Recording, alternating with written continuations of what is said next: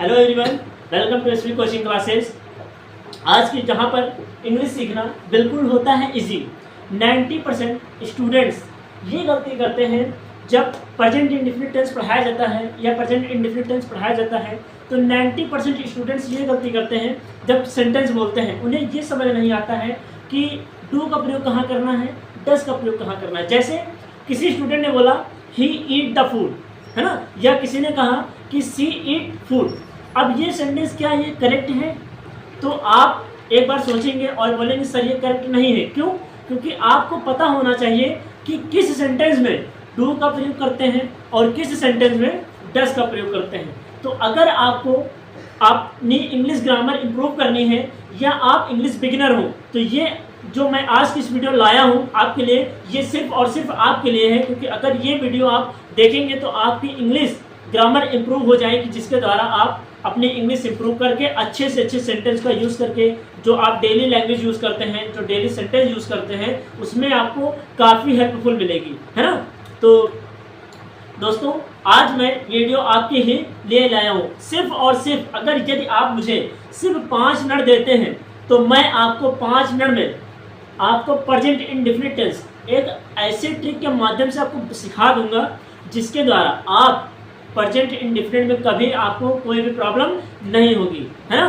तो अगर आपको ये वीडियो एंड तक जरूर देखते हैं, अगर आप हमारी ये वीडियो एंड तक अगर देखेंगे, लास्ट तक देखेंगे, आखिर तक देखेंगे, तो मैं ये उम्मीद करता हूँ, मैं ये गारंटी लेता हूँ कि आपका प्रेजेंट इंडेफिनिट टेंस स्ट्रॉन्ग हो जाएगा, है ना। फिर उसके बाद आपको कोई भी कंफ्यूजन प्रेजेंट इंडेफिनिट या प्रेजेंट टेंस को लेकर कोई भी नहीं होगी।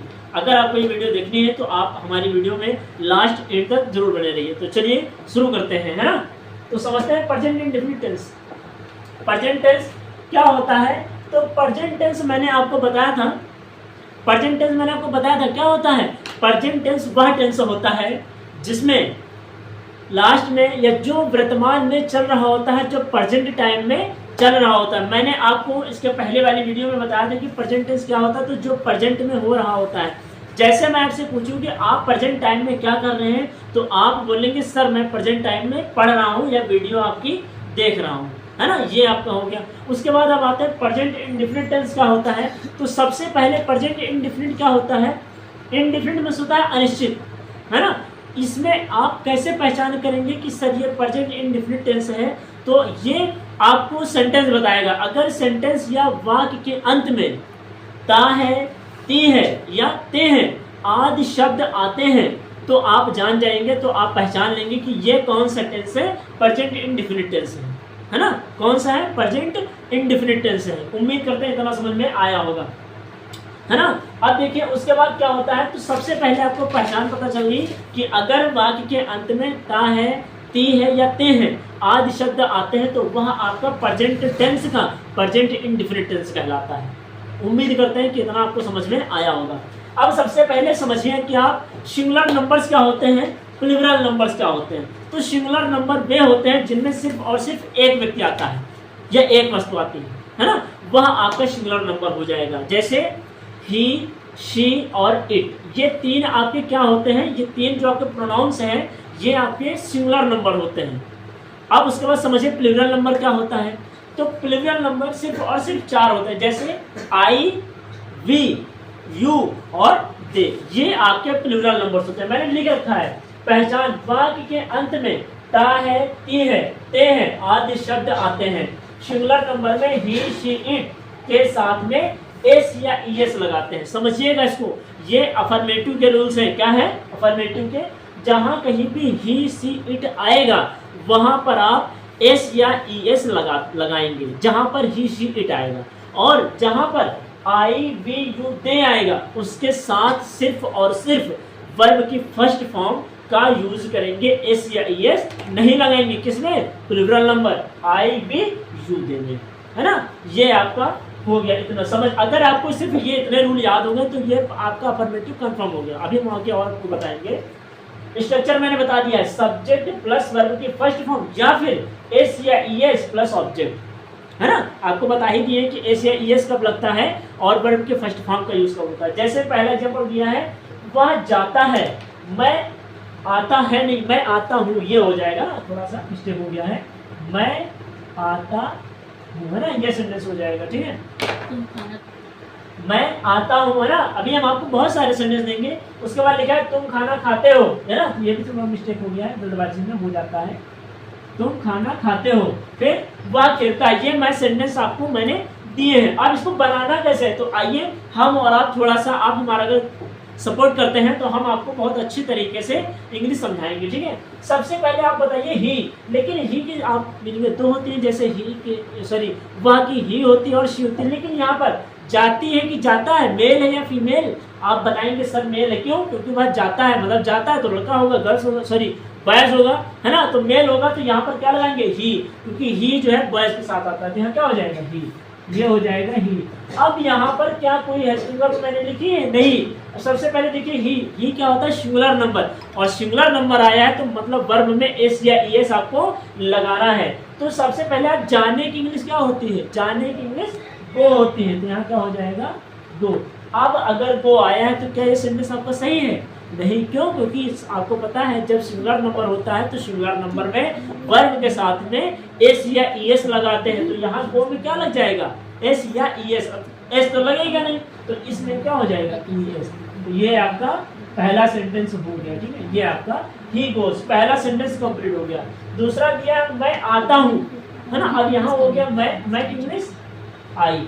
अब यहाँ कुछ बच्चे बोलेंगे आई एम कम, है ना, कुछ बच्चे बोलते हैं आई एम कम, है ना, या आई कम बोल देते हैं। तो ये सेंटेंस क्या हो जाता है? आई एम कम आपका गलत हो जाता है, आई कम्स गलत हो जाएगा। क्यों? क्योंकि आई है और आई कैसा नंबर है? प्लुरल। तो प्लुरल के साथ सिर्फ और सिर्फ वर्ब की फर्स्ट फॉर्म का इस्तेमाल करते हैं। तो आने की क्या होती है? आने की होती है कम। यहाँ क्या हो जाएगा? आई, ये हो जाएगी कम। ये आपका सेंटेंस हो गया आई कम, मैं आता हूँ, है ना। अगला सेंटेंस दिया है तुम खाना खाते हो। अब तुम खाना खाते हो तो क्या बनाएंगे? आपको पता है तुम की इंग्लिश क्या होती है? यू। यहाँ क्या हो जाएगा? यू, ये हो जाएगा यू। उसके बाद अब यहाँ खाना भी आपका ऑब्जेक्ट भी आ गया है, उसका वर्ब तो है ही। तो पहले ये बताओ खाना खाने, मतलब खाने की क्या होती है? खाने की ईट होती है, तो यहाँ क्या लगाएंगे? You eat. अच्छा, ईट में आप बताइए क्या एस या एस लगाएंगे? नहीं। क्यों? क्योंकि आपको पता है प्लुरल नंबर कौन? यू आपका प्लुरल नंबर है, इस वजह से वर्ब की फर्स्ट फॉर्म में एस या ईएस नहीं लगाएंगे। तो क्या हो जाएगा? You eat. लेकिन अब खा क्या रहा है? वो भी क्वेश्चन तो दिया है, यू ईट द फूड, है ना, you eat food, you eat the food. क्यों? क्योंकि खाना खा रहा है, इस वजह से फूड हो जाएगा, यू ईट द फूड। फिर दिया वह खेलता है। अब वह खेलता मतलब ही हो जाएगा। खेलने की क्या होती है? प्ले, तो यहाँ हो जाएगा प्ले। आप मुझे ये बताइए क्या ये सेंटेंस अभी सही है? आप बताएंगे नहीं। क्यों? क्योंकि ही आपका सिंगुलर होता है, और सिंगुलर जब होता है तो वर्ब की फर्स्ट फॉर्म में एस या ईएस लगाते हैं। क्या लगाएंगे? एस या ईएस। तो यहाँ पर ईएस नहीं एस लगेगा, ही प्लेस। ये आपका सेंटेंस हो गया कंप्लीट, ही प्लेस। तो उम्मीद करते हैं कि आपको अफर्मेटिव सेंटेंस पूरी तरह से कंफर्म हो गया होगा। अब बच्चों का क्वेश्चन ये आता है, कल मैं जब पढ़ा रहा था शाम को अपने यहाँ कोचिंग घर पे, तो एक लड़के ने मुझसे पूछा कि सर आप मुझे ये बता दीजिए डू का प्रयोग कहाँ करते हैं और डस का प्रयोग कहाँ होता है। तो मैं आपको एक ऐसी ट्रिक बताऊंगा जो कि कोई टीचर्स इतनी जल्दी नहीं बताता है। ठीक है, बस आप हमारी वीडियो को एंड तक जरूर देखिएगा। ठीक है, तो देखिए क्या है। अब आता है निगेटिव सेंटेंस। निगेटिव सेंटेंस नकारात्मक वाक्य। देखिए इसमें क्या होता है? निगेटिव सेंटेंस में सिंगुलर नंबर के साथ में डज नॉट का प्रयोग करते हैं। अब आप समझ गए होंगे कि डज का प्रयोग कहाँ करते हैं? डू का प्रयोग। तो सिंगुलर नंबर के साथ में डज नॉट का प्रयोग करते हैं, और प्लुरल नंबर के साथ में डू नॉट का प्रयोग करते हैं। इसके साथ में प्लुरल नंबर के साथ में डू नॉट का प्रयोग करते हैं, और सिंगुलर नंबर के साथ में डज नॉट का प्रयोग करते हैं। उम्मीद करते हैं कि आपको अब डज और डू का प्रयोग कहाँ पर करेंगे आपको अच्छे से समझ में आ गया होगा। ठीक है, उसके बाद अब देखिए स्ट्रक्चर मैंने भी बता दिया है। क्या है? सब्जेक्ट प्लस टू या डज नॉट प्लस वर्ब की फर्स्ट फॉर्म प्लस ऑब्जेक्ट। आपको सिर्फ और सिर्फ अफर्मेटिव में एस या ईएस लगाएंगे, वो भी कब? जब सिंगुलर नंबर आएगा। निगेटिव में आपको एस या ईएस नहीं लगाना है, वर्ब की फर्स्ट फॉर्म के साथ टू या डस का प्रयोग करते हैं। और टू का प्रयोग कब करते हैं? जब सिंगुलर नंबर आता है। और डस का प्रयोग कब करते हैं? जब प्लुरल नंबर आता है। उम्मीद करते हैं कि आपको ये बहुत ही अच्छे तरीके से, शानदार तरीके से आपको समझ में आया होगा। ठीक है, तो चलिए शुरू करते हैं। देखिए आगे क्या है, सब्जेक्ट प्लस डू या does plus not plus first form plus object, है ना। अब मैंने कुछ सेंटेंस लिखे हैं जिनकी इंग्लिश आपको बनानी है या मुझे बनानी है। आपको अगर ये याद हो गए तो बहुत अच्छे तरीके से बनेंगे। वह घर नहीं जाता है, सेंटेंस दिया है वह घर नहीं जाता है, तो चलिए कोई बात नहीं। अब सबसे पहले वह की इंग्लिश क्या बनाएंगे, ही, तो ये हो जाएगा ही, क्योंकि यहाँ पर जाता दिया है। अगर यहाँ पर होता जाती तो जाती क्या हो जाए, ही की जगह शी हो जाता है ना, तो ये आप समझ गए होंगे। वह घर नहीं जाता है तो ही हो गया। अब ही के साथ में आप देखिए किसका प्रयोग करेंगे, डू का या डस का। तो आपको पता है सिंगुलर नंबर क्या होते हैं, ही शी इट, तो ही क्या है, सिंगुलर है, और सिंगुलर के साथ में किसका प्रयोग करेंगे, डज नॉट का। तो यहाँ क्या हो जाएगा, ही डज नॉट,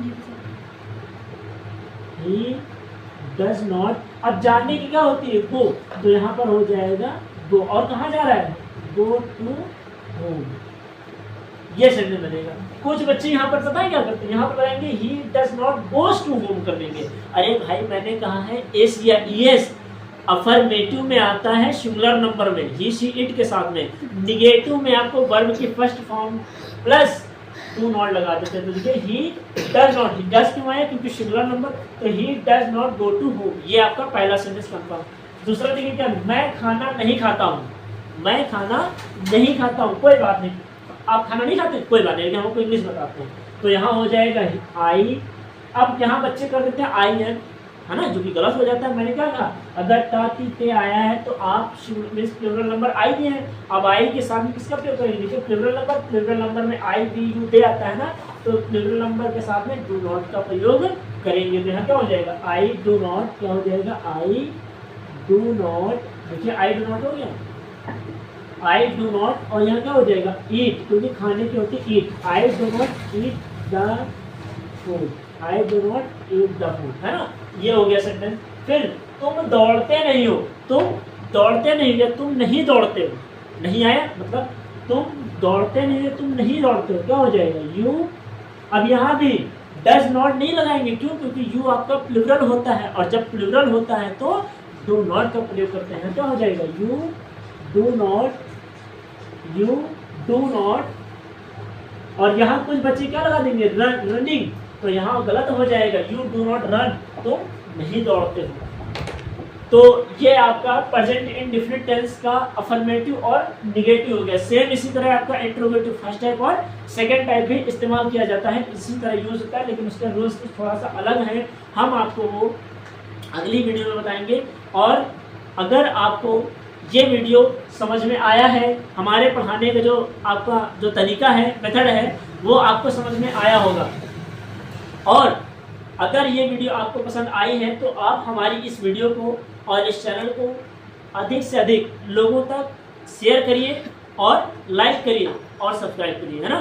तो अगर आपको इसी तरह आप अपनी इंग्लिश ग्रामर आपको अपनी इम्प्रूव करनी है तो आप हमारे चैनल को सब्सक्राइब जरूर कीजिए, क्योंकि अगर आप सब्सक्राइब नहीं करेंगे तो हम जो आपकी वीडियो अच्छी से अच्छा कंटेंट तैयार करते हैं वो आप तक पहुंचेगा नहीं, है ना। तो इसलिए हमारे चैनल पर आप अगर नए हैं तो सब्सक्राइब कीजिए और लोगों तक शेयर कीजिए। तो अगर आपको ये वीडियो पसंद आई है तो आप अब मुझे कमेंट बॉक्स में कमेंट करिएगा कि ही और शी के साथ में क्या क्या यूज होता है, डू किसके साथ में लगता है और डज किसके साथ में लगता है। आप मुझे ये चीज़ कमेंट बॉक्स में आंसर दीजिएगा, ठीक है। तो मिलते हैं नेक्स्ट वीडियो में। Thanks for watching this video.